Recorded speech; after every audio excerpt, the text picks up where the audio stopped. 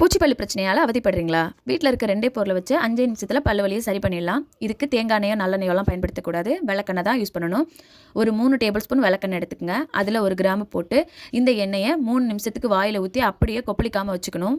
விளக்கெண்ணெயில் அடர்த்தி அதிகமாக இருக்கும். இதை நம்ம கொப்பளிக்காமல் அப்படியே வச்சுட்டு இருக்கிறதால புழு பூச்சியெல்லாம் செத்து போயிடும். இதை பல்லு வலி இருக்க டைமில் ஒரு நாளைக்கே ஒரு 3 டைம் பண்ணுங்கள். இது ஒரு சிறந்த வலி நிவாரணமாக இருக்கும். விளக்கெண்ணெயால் டெய்லி வாய் கொப்பளிக்கிறதுனால பாக்டீரியாவால் ஏற்படும் நோய் தொற்றுக்களை தடுக்குது. இது ஒரு சிறந்த வலி நிவாரணமாக செயல்படுகிறது.